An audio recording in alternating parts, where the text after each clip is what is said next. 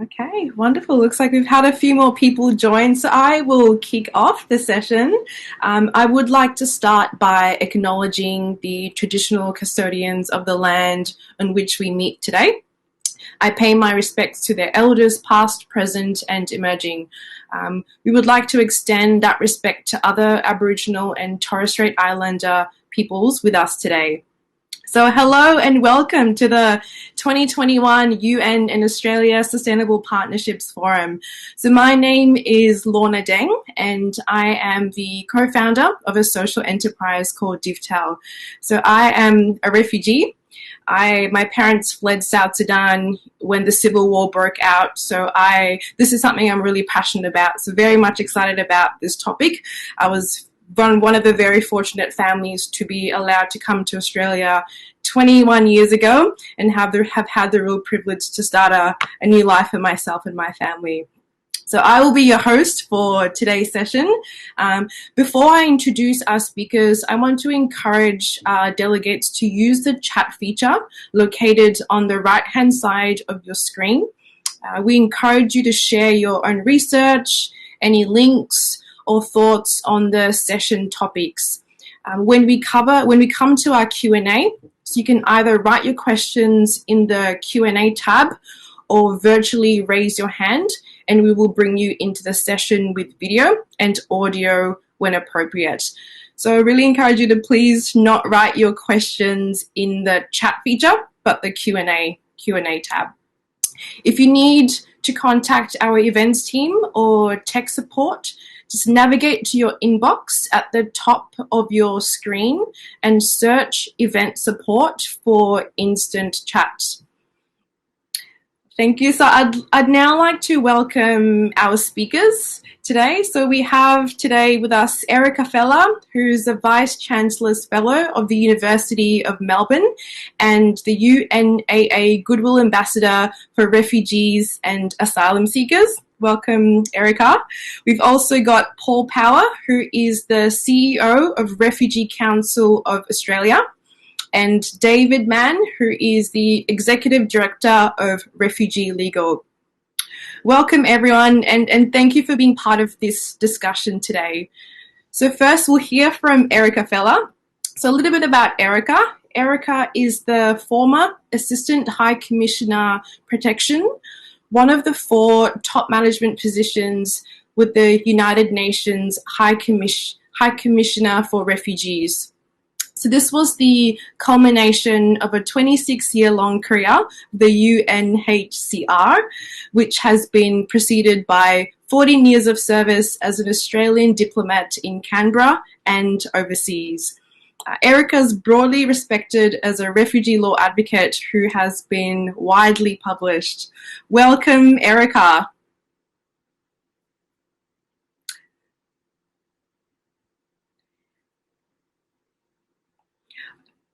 Wonderful, Erika. So please feel free to unmute yourself. Yes. Thank you very much, Lorna. I think it's wonderful to have you in the chair, a person who has direct refugee experience and has such energy and vitality and positivity to bring to it. So it was great, and thank you for the introduction. By the time I left UNHCR, which was in 2013, quite a time ago now, refugee protection was moving towards a very critical juncture. Mass migration was well on the way to becoming one of its overarching and defining challenges, and people, just as ideas, information, and money were moving ever more than ever. Forced displacement as a discrete part of global migratory movement was continuing to grow in size, complexity, and unmanageability. It was becoming increasingly clear that the response could not be managed as a feature of national sovereignty only, but really had to rely on international responsibility and genuine sharing of responsibilities and burdens. Now, that's just by way of a brief introduction to what I'm actually asked to talk about, and that is the 2018 Global Compact on Refugees.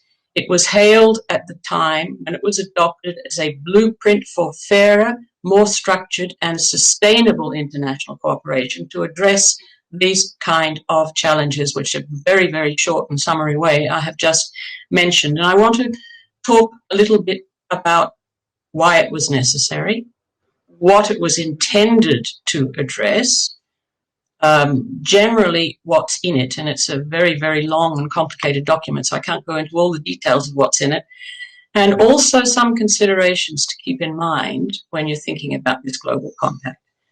Well, I've talked about the changes in the refugee challenges at the time. The numbers had skyrocketed. People were left in very protracted refugee situations without solutions for years.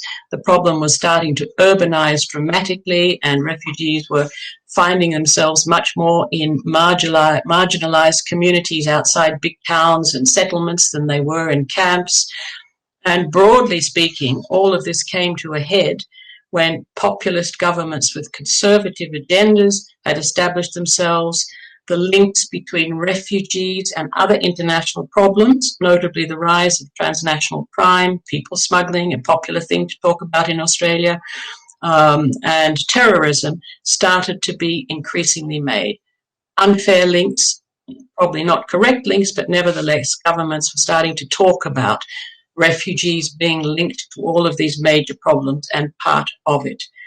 And this led to what used to be termed at the time, and probably still is a little bit, asylum fatigue, a disinclination in countries in the developed world to offer asylum on generous terms, and asylum becoming more transactional also in the developing countries, asking for more for the purposes of continuing to host refugees. So that was the background.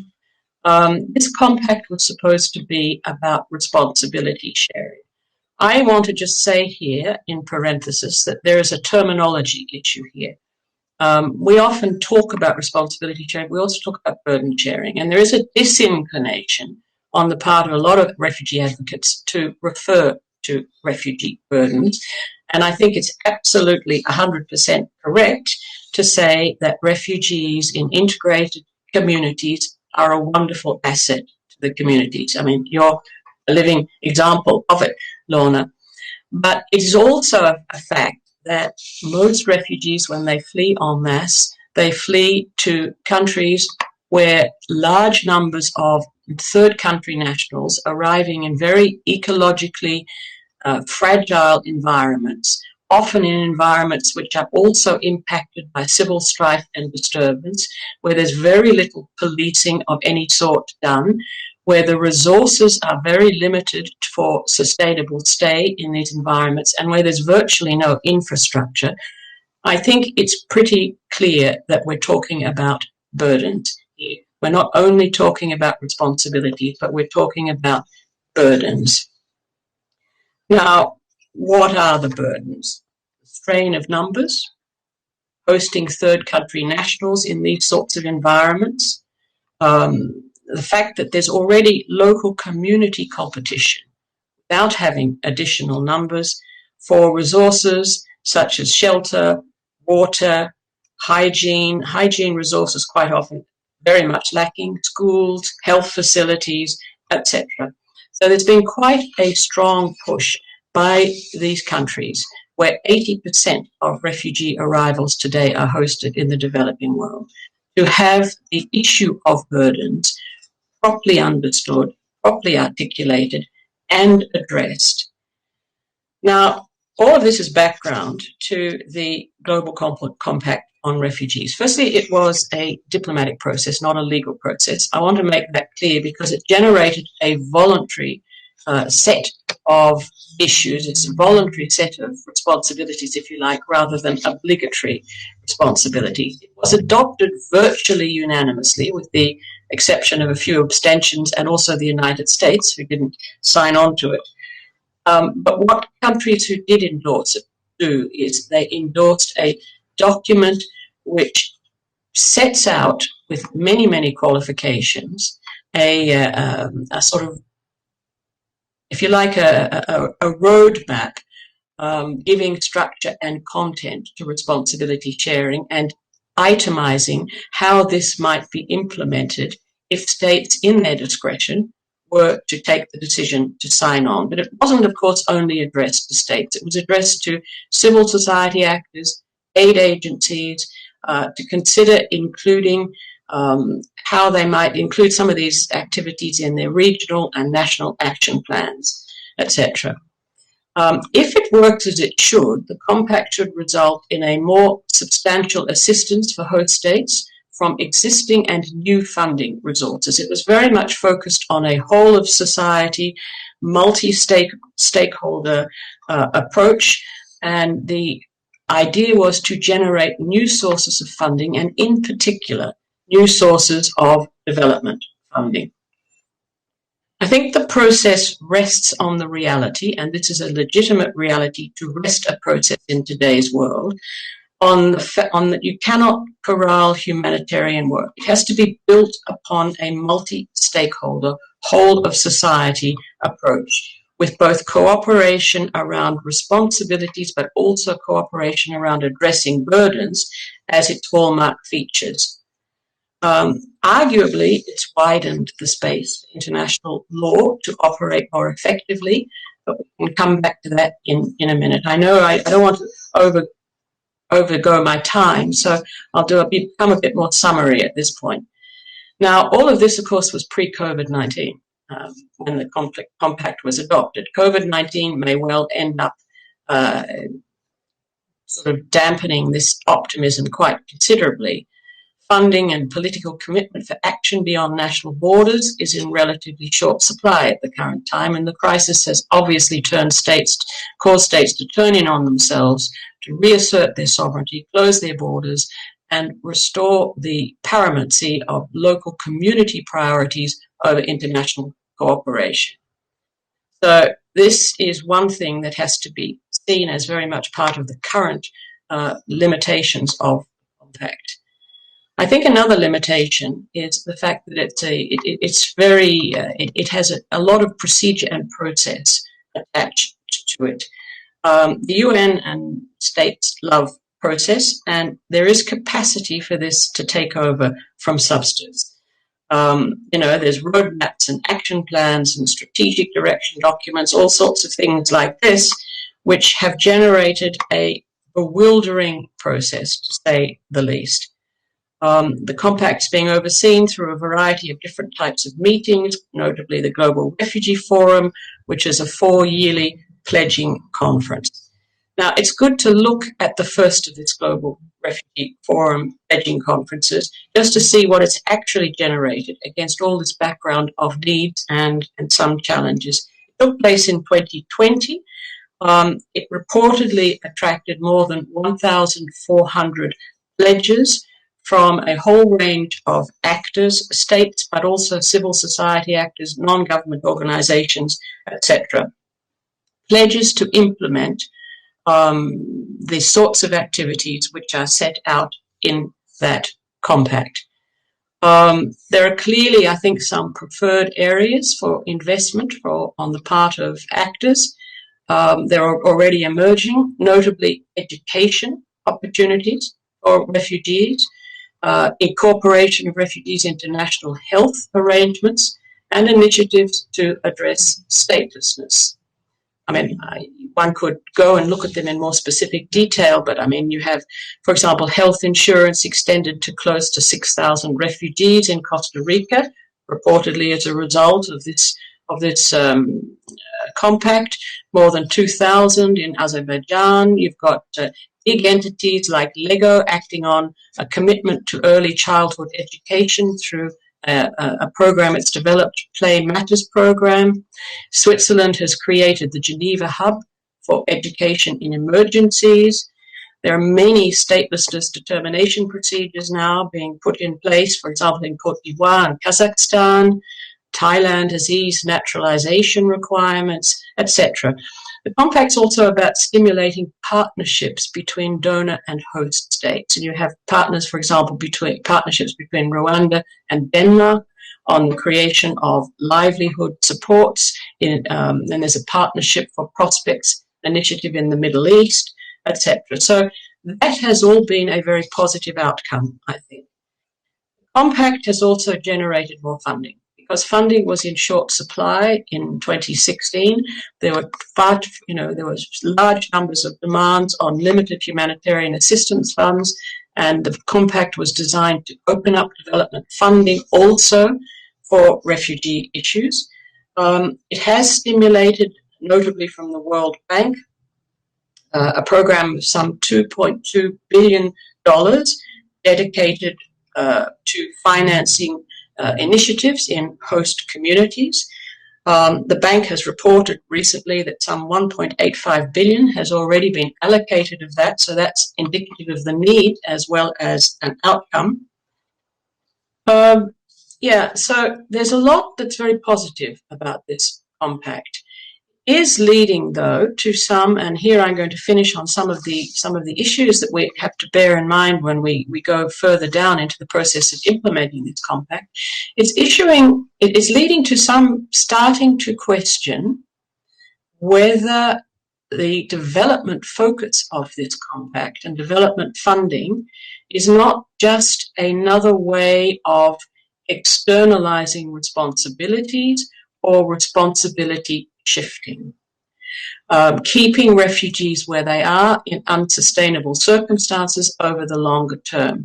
I've read recently articles which have suggested or have used terms such as containment development, the argument being that enhanced development programming will lead to people staying where they are in substandard conditions of existence, which will only marginally improve with some development investment, thereby blocking opportunities for them to find more acceptable solutions outside their first asylum countries, a kind of extension of the you host and we fund arrangement that used to prevail a number of years ago. It's also argued, and I'm mentioning this because I think this is important for entities, civil society entities, funders who are interested in funding programs through this compact, to reflect on this as well. It's argued that the objective of self-reliance, which is a key objective of the compact, enabling refugees to reach self-reliance in the countries where they're hosted prior to the realization of solutions, which is also a focus of the compact, generating more scope for solutions. But the argument is that is it really viable to achieve self-reliance under the circumstances that most refugees anyway are being hosted in? They're in, as I said, underdeveloped border areas, in countries which are struggling with their own development challenges. Will they have the ability to access the right to mobility, to enable them to move to towns, to access education opportunities, etc.?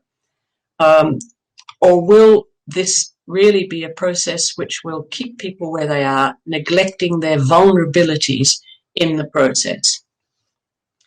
Finally, I want to say that the compact is, as I said, not a legal compact. It's one that states and entities, other organizations, in their discretion, can review, look at what's in it, see what they can do, and how they contribute to realizing it. But there's no obligation to do it. In fact, legal responsibilities are there to refugees. They're set out in instruments such as the 1951 Refugee Convention, human rights instruments, etc. And there is a concern that anything which is put in place of these legal responsibilities and is a discretionary instrument rather than an obligatory instrument will open up possibilities for states to redefine their responsibilities in discretionary ways, qualify them, or even go around them, all in the name of using the compact as their chief guiding document. So I want to end by saying that while the compact has produced very many positive results, and if it's approached in an open-handed and forward-looking, generous way, it should make a huge contribution, not least through realizing development funding, to one of the goals of the SDGs, which is one of the objectives, which is to leave nobody behind. In so doing, It can't lead to a situation where it substitutes discretionary choices for normative-driven responsibilities. They must continue hand in hand. The Convention must continue to regulate and to guide, even while the Compact complements it and reinforces it. Thank you, Lorna. Wonderful. Thank you so much, Erika. It's very insightful to hear about, some of the great successes that the Global Compact has had, but also those opportunities. So thank you so much for that. We will now hear from Paul Power. So Paul leads the Refugee Council of Australia's policy development and public education on refugee issues and its advocacy with the Australian government, international networks and the UNHCR. Since 2012, he has served in leadership roles with the Asia Pacific Refugee Rights Network and is currently the chair of its Australia, New Zealand and Pacific Working Group. Under Paul's leadership, RCOA has been strongly committed to creating opportunities for people who have been refugees to take more prominent roles in national and international discussions on refugee policy. In 2018, RCOA helped to support the first Asia-Pacific Summit of Refugees and the first Global Summit of Refugees, and now works closely with the independent refugee-led networks formed from those meetings. Welcome, Paul, and over to you. Thank you, Lorna, and thank you to UNAA Victoria for the invitation to speak today. I begin by acknowledging that I'm speaking from southwestern Sydney, from the land of the Darawal and Gundungurra peoples, and I pay my respects to their elders past and present and to Indigenous people present today. Acknowledgement and respect are at the heart of the questions of partnership that we are discussing today, and those of us in Australia who are not Indigenous have the opportunity to learn from the wisdom of the world's oldest living culture. But I have to admit that I still have much to learn about the true history and the spirit of this country from our First Nations people. Similarly, those of us who are trying to have a positive influence on refugee policy are compelled to listen carefully and work in respectful partnership with people who've lived through forced displacement. While I am the CEO of the Refugee Council of Australia, I have to admit that the knowledge that I have about refugee issues is secondhand. If I am to be effective, I must be a humble listener and a respectful partner with people who can speak from direct personal experience. Well, today I want to talk about the Refugee Council of Australia's partnership with refugee communities. I must note that all of our organisations' work is built on partnership. The Refugee Council was formed 40 years ago this year, in 1981, to bring local organisations together involved in refugee support around Australia to have collective input on national refugee policy. 40 years later, our work remains much the same, learning from and working with frontline services to try to build fairer national policies for refugees and people seeking asylum. We are financially supported by donations and membership fees, not by government funding. And with our limited resources, we work through building alliances and partnerships with organisations committed to international advocacy. When I joined the staff of the Refugee Council in 2006, I was surprised that the influence of Australia's refugee communities was limited in the national policy discussion about refugee issues. At the international level, the influence was even weaker. In September 2006, I attended UNHCR's global NGO consultations in Geneva for the first time and noted that of the 320 NGO delegates in attendance, only one delegate was there to speak from a refugee perspective, Tene Kapaka from the Australian National Committee on Refugee Women. Tene's participation had been supported by the Centre for Refugee Research of the University of New South Wales, which 2 years earlier had supported 2 refugee delegates from the Women's League of Burma to attend the same event. In 2007, we worked with the Centre for Refugee Research to ensure stronger refugee representation from Australia at UNHCR's annual consultations, collectively supporting 6 refugee delegates to attend.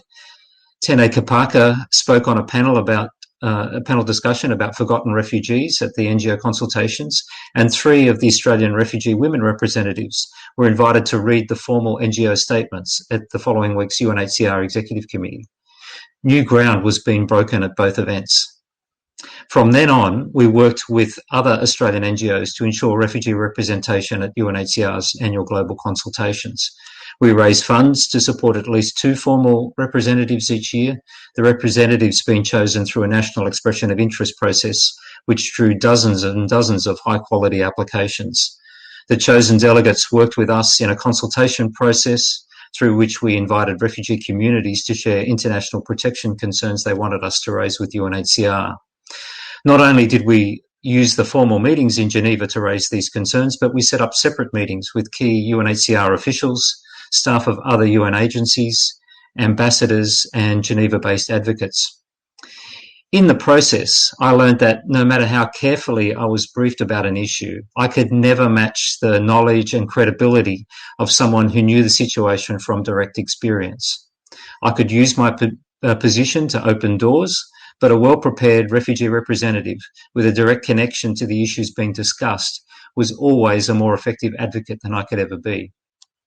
I also saw the power of the diaspora, seeing that people with the security and the ability to travel offered by an Australian passport could be effective advocates for refugees in dire circumstances where they had no access to decision makers. And I also saw how refugees challenged preconceptions, including the topic that Erika has raised of UNHCR's language of burden sharing, and also the inclination of some NGOs to focus overwhelmingly on refugees' vulnerability, not their capacity. In 2010 and 2011, the Centre for Refugee Research, led by Dr. Eileen Pittaway, worked with UNHCR, with the then Assistant High Commissioner Erika to hold a series of dialogues with refugee and internally displaced women. Dialogues were held in Thailand, India, Jordan, Uganda, Zambia, Colombia and Finland, and then 10 refugee women representatives went to Geneva to present to UNHCR's Standing Committee meeting and the annual consultations with NGOs. This event, which was held to mark the 60th anniversary of the Refugee Convention, was unprecedented.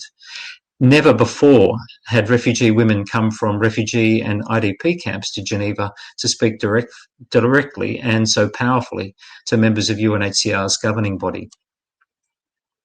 Each year, the Global Dialogue on Refugee Resettlement was held and brought together UNHCR, governments of resettlement states and NGOs, but refugees who had been resettled were never included in the discussions. In 2012, Australia chaired the dialogue and the Refugee Council of Australia was NGO co-chair. We argued successfully for 4 refugee delegates to be included in a working group meeting in Melbourne, and their input was so well received that we were able to push for refugee representatives to be included in all future meetings. And I'm pleased to note that today a refugee steering group is involved in planning these meetings, along with UNHCR and the government and NGO co-chairs. From 2014, we began promoting discussions in Australia about how refugee communities could work together on issues of common concern. This led in 2016 to the formation of refugee communities advocacy networks in New South Wales and Victoria. And the following year, we were able to convince the Department of Home Affairs to include representatives of these independent networks in its half-yearly NGO dialogues on refugee issues. While we worked with Australian NGOs each year to include refugee representatives in key international meetings, the level of international interest in this idea remained low until UNHCR and the Women's Refugee Commission co-hosted global refugee youth consultations in 2016. These consultations led to the formation of UNHCR's Youth Advisory Council, which was co-chaired by Arash Bourdbar, a young Iranian refugee who'd been resettled from Malaysia to Australia less than 2 years earlier. In 2017, we worked with the New South Wales Refugee Communities Advocacy Network and the Australian National Committee on Refugee Women to push the cause of refugee representation in international dialogues even harder. The UN, as Erika has referred to, was then developing the Global Compact for Refugees, and early discussions had included the need for refugees to have a greater voice in policy development and planning. So we planned a side meeting during the UNHCR NGO consultations in Geneva on the topic, Nothing About Us Without Us, Getting Serious About Refugee Self-Representation. This side meeting, which the youth delegate Arash Bourdbar chaired, led to an agreement from the participating organisations to work together to bring refugee representatives from as many countries as possible for an international meeting the following year prior to the 2018 UNHCR NGO consultations. A steering committee of refugee representatives from 8 countries in 6 continents was drawn together to work with the Refugee Council of Australia and a small Geneva-based NGO called Independent Diplomat. We managed to secure funding support from UNHCR and a number of NGOs and governments, and so plans for the event gained momentum. And in June 2018, the groundbreaking Global Summit of Refugees was held at the Geneva Press Club just prior to the NGO consultations. I will now show you a couple of minutes of a short video clip about that event.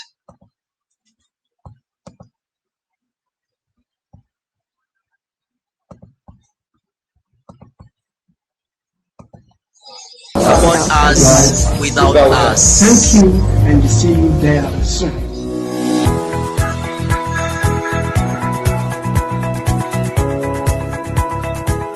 Just so much energy amongst the participants. I mean, it's really, really exciting to see people for the first time coming from different continents of the world, you know, who've been themselves, all of them being through the experience of being forcibly displaced. When we started today, I was so moved because there's so much emotions involved because we're making history.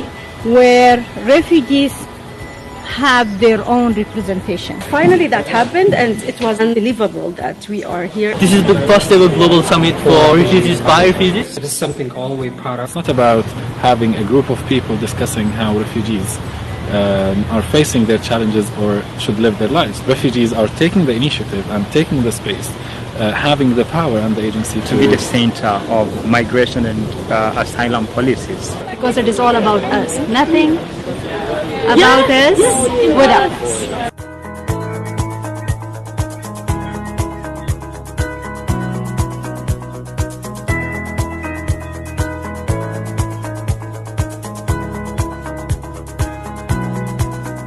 This summit itself is, it's not perfectly representative, and no summit like this ever would be, but this is the first time that we have people from Latin America, North America, Africa, Middle East, Europe, Asia and the Pacific all together in one place, talking about common issues and a common future.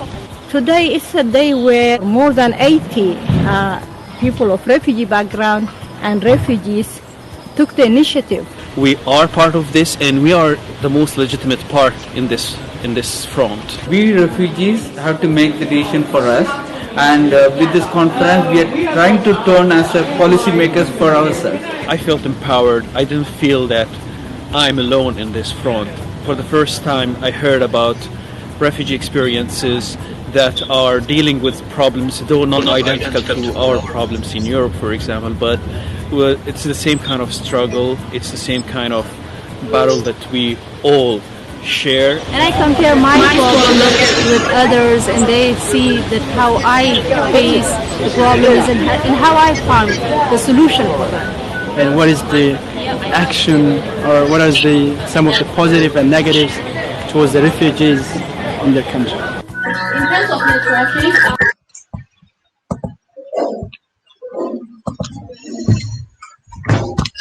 from that summit, summit leaders were involved in forming the Global Refugee-led Network, which has been coordinating regional networks ever since. And after the Global Summit, we then worked with the Australian National Committee on Refugee Women and the Asia Pacific Refugee Rights Network, the NGO network for our region, to host an Asia Pacific Summit of Refugees in October 2018. As most refugee delegates in Asia were denied the right to travel to the main venue in Bangkok, we held the event virtually in 2020 style in 2018, linking 104 delegates in venues in 6 countries. From that event, the Asia Pacific Network of Refugees was formed, led by Najiba Wazifadost, who's based in Sydney. At the Refugee Council's annual conference in 2019, refugee community members agreed to work together to develop a national refugee-led advocacy organisation. And after working together over a 12-month period, in February last year, the National Refugee-Led Advisory and Advocacy Group was formed, with Shabnam Safar from Melbourne elected inaugural chair. So a decade ago, we were supporting refugee community delegates to participate in meetings under the auspices of the Refugee Council of Australia. Today, there are now a series of independent refugee-led organisations with which we can work, including the New South Wales Refugee Communities Advocacy Network at state level, the National Refugee-led Advisory and Advocacy Group at national level, the Asia Pacific Network of Refugees at regional level, the Global Refugee-led Network internationally, the Refugee Steering Group for the annual tripartite consultations on resettlement, and UNHCR's Global Youth Advisory Council. It's a much more complicated picture, but it's much more like true partnership. Thank you. Thank you so much, Paul. That was a very insightful presentation. Looked like a great summit, and I guess great to hear about the importance of that refugee representation, but also focusing on capacity as opposed to vulnerability and supporting refugees to have a greater voice. So thank you once again. So we'll now welcome David Mann. So David is a human rights lawyer and executive director of Refugee Legal. He's worked in various capacities assisting refugees and asylum seekers for over 20 years. Since 2001, he has led Refugee Legal's legal teams in successfully arguing 10 out of 10 landmark High Court challenges. David has been appointed to the UN High Commissioner for Refugees Advisory Board of Eminent Persons. He's regularly invited to present at the UN High Commissioner's Dialogue on Protection Challenges. Welcome, David, and over to you. Thanks very much. It's a great honour to be involved in this forum and to be speaking with such terrific colleagues. And look, I really, what I want to do is sort of add to, really, in a way, what's already been discussed, and from a very particular angle, and that is the legal angle and the legal dimension, if you like, and really to address the question of what can be done in relation to the legal rights and protection of refugees. I'm going to refer to refugees, but it will include, when I mention refugees, forcibly displaced people as well. Really to paint a picture of what I think is a really powerful potential to transform the terrain in relation to access to legal rights and protection for refugees globally. I want to refer briefly to two key issues. One is a pledge made at the Global Refugee Forum, which we have, myself and others, have been deeply involved in, and also to speak then about our experience domestically at my organisation, Refugee Legal, and really about the powerful potential of partnerships in this area, in the legal area. As we all are no doubt familiar with, there are currently over 80 million people who have been forced from their homes globally, including more than 26 million refugees globally. And most of those people have fundamental legal needs due to their displacement. Those needs include protection from persecution, seeking protection from persecution, recognition of legal status and rights, access to basic services, and enduring solutions, including protection, of course, at its heart. Access to fundamental legal rights and legal status are critical. And without this, most people will struggle to rebuild their lives and secure enduring protection.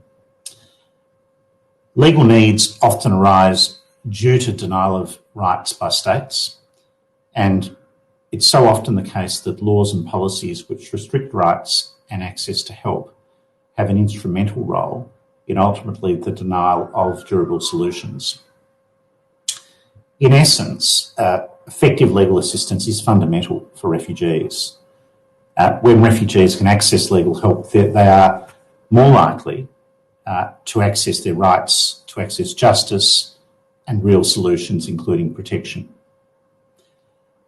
So much of the focus on responding to refugee crises, I think it's fair to say, prioritise humanitarian aid and development, and Erika certainly referred specifically to that. And that, you know, given the critical nature of humanitarian aid and development, those priorities are, of course, fundamental.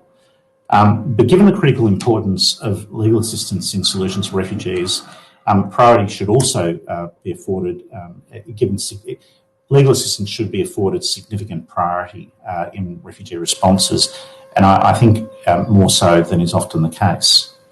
However, most refugees globally, and this is the fundamental sort of challenge really, is that most refugees globally cannot access the legal help that they desperately need.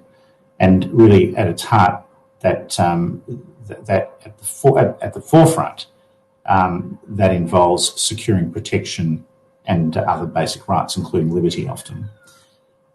And yet, within that challenge lies, I think, a really promising and a potent fact, and that is that there exists a vast reservoir of resources and goodwill within the global legal community. And this promise and potential remains largely untapped. And the upshot is that really vital legal help often doesn't reach the very people that need it. And refugee communities are often left out of dialogue about how to best address gaps in relation to legal need and access to justice. That needs to change. Which brings me to the Global Refugee Forum Pledge, the GRF pledge in relation to this issue, which I, together with some colleagues, were deeply involved in developing and really at the GRF, the inaugural GRF in 2019, which Erika has given an excellent summary of, more than 80 legal and community empowerment organisations came together. That includes legal NGOs, law firms, bar associations and corporations came together to collectively pledge a very concrete pledge, which was at its heart to address unmet legal needs of refugees, and as well as those of NGOs that are working with refugees and seeking to address, you know, their critical legal needs. What emerged from that was a pledge which, with a fairly long title, but I'll give it to you now, which is mobilising the global legal community to protect and find solutions for refugees and others forcibly displaced. And what that pledge expressly committed to do was to support efforts to protect and find solutions for refugees, asylum seekers and stateless people and others forcibly displaced, through a pledge to, amongst other things, provide 125,000 pro bono hours of legal help.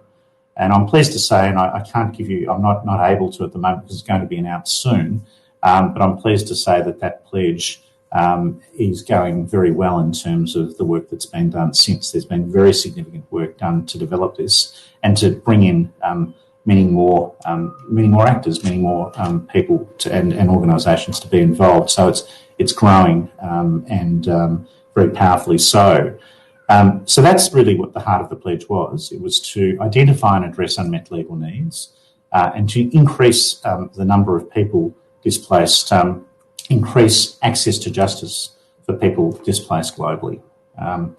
It's the core group. There is a core group. Refugee Legal, my organisation, is part of a small core group of NGOs, and could circulate some more details later for those that are interested. But at its heart, what it really focuses on is ensuring that we increase something which is absolutely vital to refugee protection and which has, I think, been critical to delivering protection to so many refugees, and that is access to legal help and to legal systems, or you know, if you like, determination systems where people are better able to both understand their rights, present their case, and to get a fair hearing.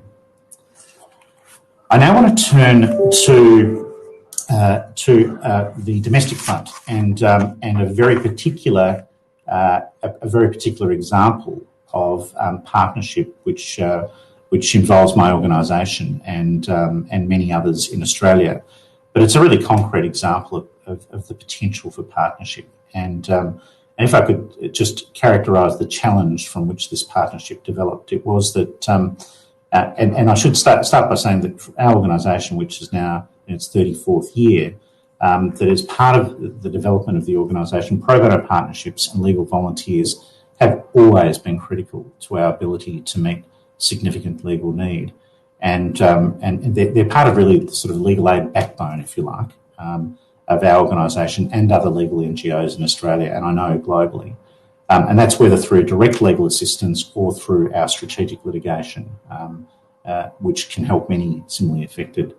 But I sort of want to explain briefly how we honed and innovated our approach to address what was a large-scale and urgent need of many recently. And many of you will be familiar with this challenge more broadly. It started in 2015, so about 5 to 6 years ago, when the refugee legal aid sector in Australia faced really what I describe as a perfect storm of unprecedented levels of demand. So there were 31,000 people seeking asylum nationally who'd arrived by boat needing to apply for protection. So they were from places like Afghanistan, Sri Lanka, Iran, Myanmar, Iraq. At the very same time, as part of this perfect storm, the government cut funding for legal assistance. And legal assistance was, at this point and beyond, has been absolutely essential, given the complex and onerous nature of the legal system, the requirements under the legal system. So in essence, for people to apply and to get a fair hearing, critical assistance was vital, and yet funding was cut. So the challenge was this: how to provide quality legal aid to many thousands of people under a complex process requiring detailed written claims, all in English, within strict deadlines. That was the challenge. And given the scale of unmet legal need, it was clear that something new was needed. And the solution was this. I just want to outline the basic elements of the solution. First, what we did is we identified the kind of legal aid needed and then the legal strategy to deliver it. Full representation for many, many thousands of people coming to us in urgent need was simply not feasible. But short of that, we worked out what would be the most effective form of legal help short of full representation. But the question remained how to resource that. So we identified it, but how do you resource it is the question. And the heart of the solution was pro bono partnerships. A new model and an innovation, a major expansion of our pro bono corporate law firm partnerships. And really, the upshot being a collaboration involving hundreds of volunteer lawyers from multiple major corporate law firms, providing legal aid under one program, our special clinic program. And we were able to essentially harness the profound goodwill, skills and resources of the private sector and to transform them into concrete and direct legal help for people seeking asylum, many thousands of people. So our clinic program answered, and it has continued to answer the question, how do you tap into that deep reservoir of goodwill and of skill and of resources, which clearly exists in the private sector? And how do you give corporate law firms, if you like, the opportunity to contribute in a meaningful way? And how do you open up avenues for contribution? And I think it's vital to remember here, as Paul particularly emphasised, the partnerships involve mutual interests and benefits, and listening and understanding. So what we were able to do was to match acute legal need with pro bono lawyer capacity, and with armies of corporate lawyers coming in each week across multiple firms, not just one, but really competitors coming to work under the same program, sending lawyers in droves in sort of armies of lawyers coming to work with us. The next element was that we transformed an individualised pro bono approach. So we harnessed the collective efforts of firms by pooling volunteer corporate lawyers under one program, working together on the same day. We also developed, as part of this, peer-to-peer recruitment. So we worked on creating a pool of lawyers from diverse firms And sort of breaking with convention, if you like, we encourage peer-to-peer recruitment together with us. So law firms working on recruiting other law firms as part of the partnership, which was actually very powerful. I think one of the greatest successes of the program has been the exponential growth of both the numbers of lawyers volunteering, but also the numbers of people assisted. And to just give you a snapshot of what I'm talking about now, we have a program of 16 pro bono law firms involved in helping thousands of people seeking asylum each year. That involves over 350 lawyers providing, pro bono assistance, at a value each year of around $10 million. I mean, it's extraordinary, the contribution. And in recent years, we've been able to assist, around 4,000 people a year, giving them direct legal assistance through this program. People who simply would not have been able to access vital legal help were it not for this program. So I think that ultimately what we've been able to do here is to, I think, tap into a deep reservoir of resources and goodwill, which does exist. But I think what we've found both in Australia and globally is that far more work needs to be done in partnership to tap into that resource and to bring it to full realisation so that it can actually provide far greater numbers of people far better assistance. I think that one of the keys to this at the end of the day is, I think, a common commitment from all involved in the legal community to ensure that people are, that there is a couple of things. One is there is a very deep commitment, recognition and commitment in relation to the vital nature of legal assistance in this area, and a deep commitment to ensuring that refugees can access the help they need. And I think also a deep commitment to better resourcing legal NGOs and others to drive this work. But I think that I wanted to finish with this. One element that needs to be significantly developed is the involvement of refugee communities in these solutions. And I think a lot of work as part of the pledge is also it also involves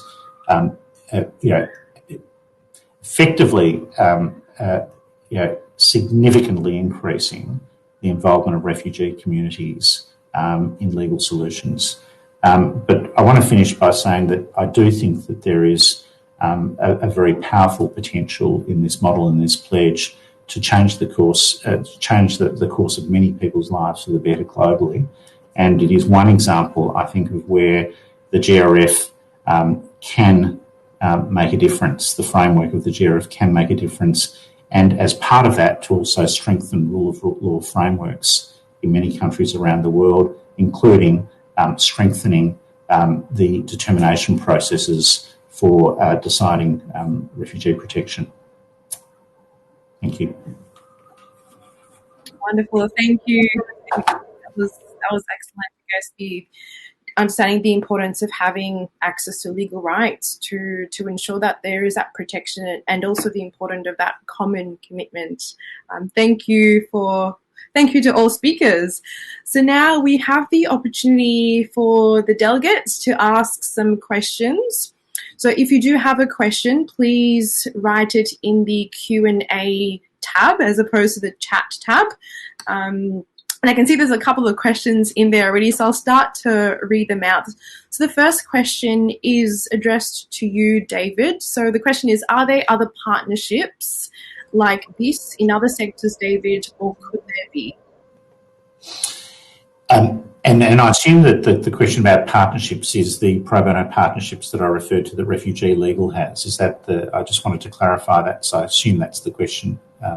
It's not so much the global, but the model that I mentioned in Australia. Is that possible to clarify? I don't want to sort of launch off with an answer that's not directed to the question. Yeah, questions come from Sophie. Is that correct, Sophie? I don't know if they've got the ability to clarify that. I don't know. Maybe I'll assume that it's about the model in Australia. It's not. It is a model that has been adopted by other legal NGOs in Australia.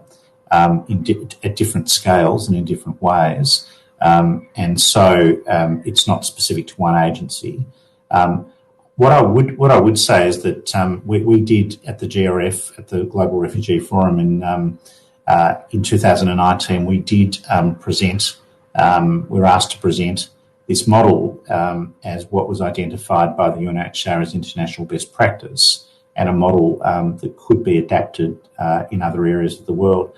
What we've found through the work with the Pledge and beyond, and with colleagues that we work with internationally, is that there is that this kind of model is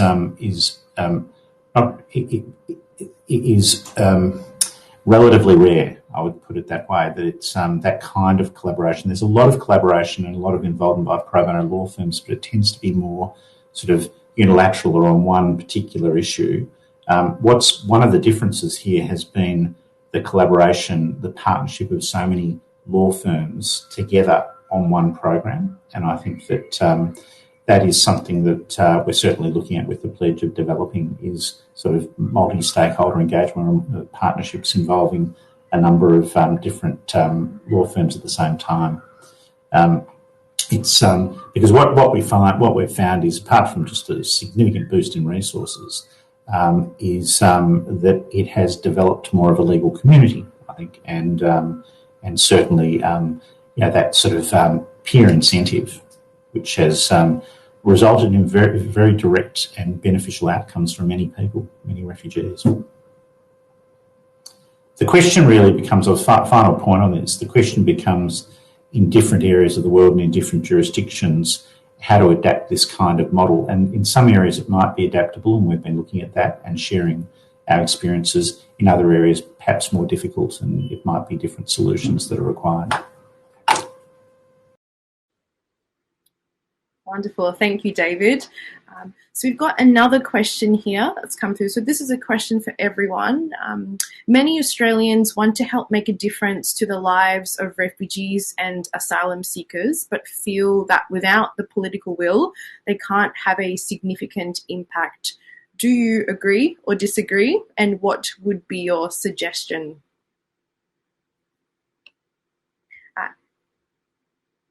Erika, Paul, or David, would you like to take this one? Lorna, thank you. I want to, before I address that one, I want to go back to David's very interesting presentation about the role of lawyers to assist refugees to recognise their rights. I think it's fundamentally important, but as David very rightly said, it works best, this model, in countries where lawyers are very actively involved in protection of refugees. But in many parts of the world, lawyers have very marginal involvement, and those who are actively involved are the sort of refugee agencies of individual governments, etc. And they're not necessarily staffed by lawyers, or also people who want to promote the rights of refugees. But I wanted to say that I had a very interesting experience in Sudan, actually, in Khartoum, where I met a large number of refugee communities who were in need of being educated about how to interface with the law, but not necessarily to have lawyers to do it on their behalf. So it was a paralegal initiative that was created, which enabled the refugee communities themselves to understand in the first instance their rights, and then to work out how to prosecute them within the framework of the limitations and possibilities of the law. I just wanted to suggest that this investment in paralegal assistance is actually a very important one in parts of the world where the legal system itself is not as directly engaged as it is here. I also agree with David, and that goes to the second question, and or Paul as well, that there is a great well of public support for refugees, which has somehow hit a bit of a brick wall in quite a number of countries, Australia included, because of what is perceived as the sort of highly polarizing and politicized environment in which refugee discussions take place, and refugee protection is pursued. There is a need for political leadership to de-dramatize the refugee debate and to locate it very directly where it belongs. And that refugee debate very much belongs in the area of rights, responsibilities, needs, and sort of sustainable solutions. So I think that there is a lot of scope for Australians to make a difference in the lives of refugees, as that question asks.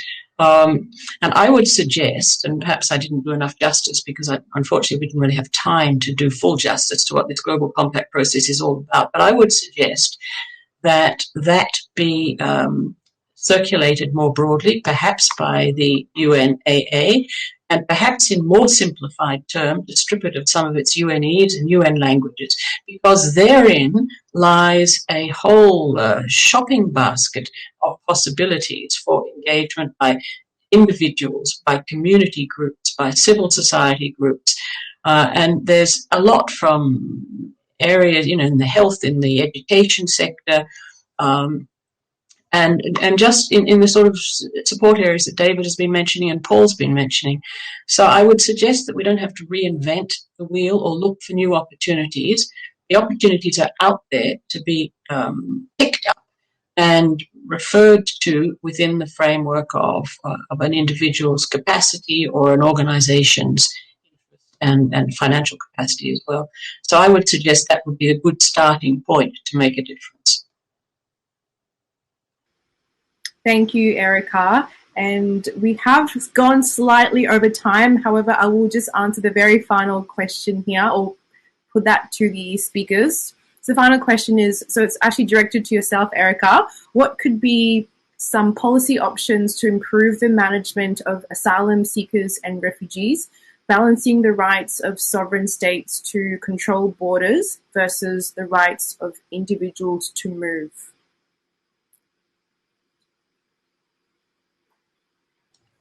I don't want to monopolize the lack of the minutes we have left or the seconds we have left.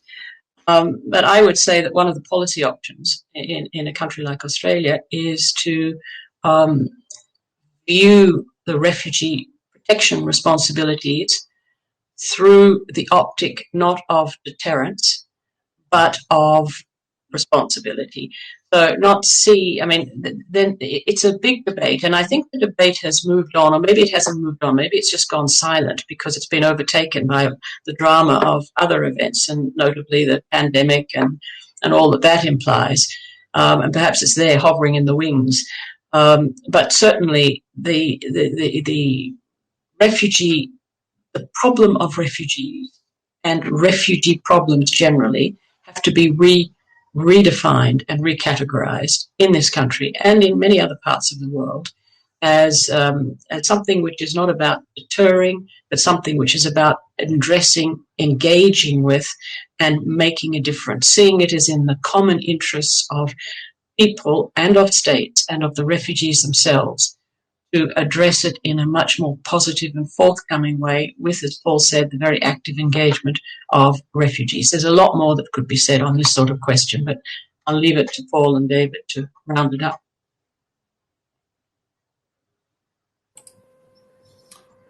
I have a very quick comment. It's a very big, we can't do it full justice, of course, in the time we've got. What's an excellent question.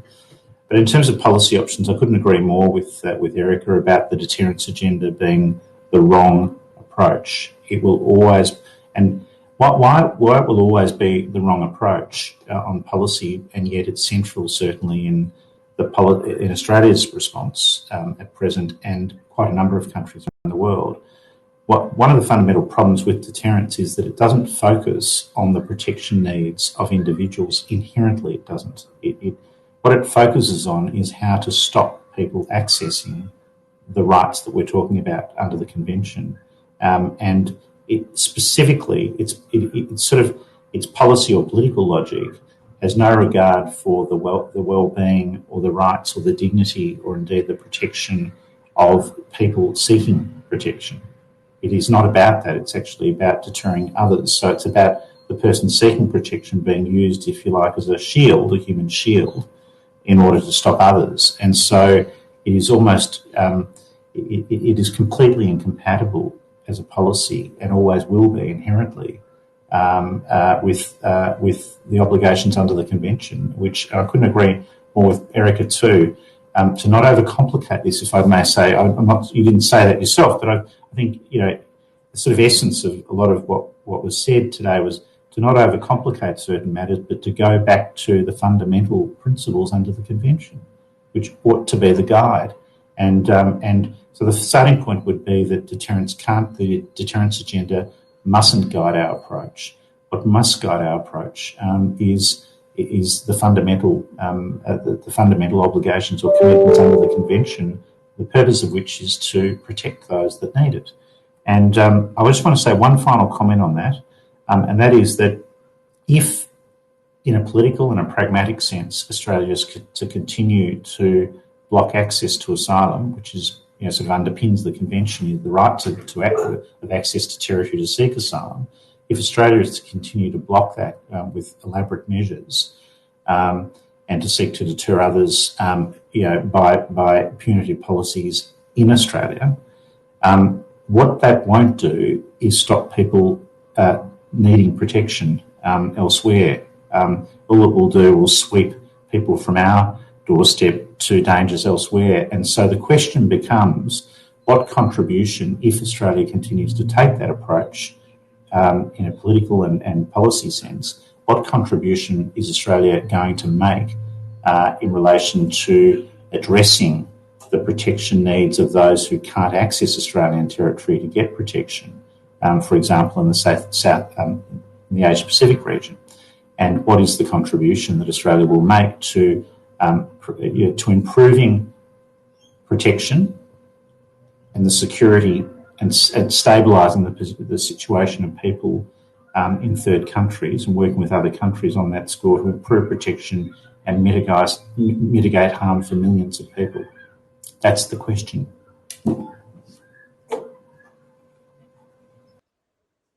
Wonderful. Thank you, David. And I don't know, Paul, if you had any sort of final comments to add to that? Or just a very quick comments just in relation to Katie's question. I think in terms of what it is that citizens can do, I mean, I think as citizens we need to leave our political representatives in no doubt about what our concerns are. So I think our organisation and quite a few others have active campaigns on different issues that people can get behind. But I think while we can't necessarily influence how politicians receive our concerns, I think we need to hold them account as Australian citizens and residents by letting them know what we see is needing to change in Australian refugee policy. The second thing I'd say is the greatest asset for decent treatment of refugees in Australia are the hundreds of thousands of living Australians who've been refugees themselves. So one of the things that our organisation and a number of other organisations attempt to do is to create opportunities for people to share their personal experiences, to actually take the refugee experience out of the, Labor versus Liberal versus Greens political arguments and focus actually where it needs to be focused, which is actually on the lives of real people. And I think there are many great speakers from refugee communities who can actually just talk to people in a non-political way and help Australians to understand that our involvement in protection and resettlement should actually be a very positive part of our national story, and that people who've been given the chance to start life again in this country have made a great contribution on every aspect to Australian life. And I think also, there's a pressing need for organisations that are providing direct services to refugees to be supported. There's a whole unrecognised question of destitution of people seeking asylum who have no access to any safety net at the moment, which is really problematic, and those frontline organisations need support. Organisations like David's need support to provide, vital legal assistance because they're in a situation where they have no funding. And also, there are other options. Our organisation's involved in Operation Not Forgotten, which is raising funds to support sponsorship to Canada for refugees from Nauru and Manus to provide durable solutions. So there's a lot that individuals can do, but I think, trying to take the politics out of the public discussions by giving opportunities for former refugees to share their stories is something really, really constructive that people can do, through their organisations and at local levels. Wonderful. Thank you, Paul. So I'm going to officially close the session. Thank you, everyone, for your great questions. Thank you so much to you, Paul, Erika, and David, for your insightful comments as part of this discussion. Really appreciate your time. So now, delegates, you now have the opportunity to take a break. So please join us again at 2:00 for the Partnering with Young People session hosted by Imogen Wade. Thank you, and we'll see you soon.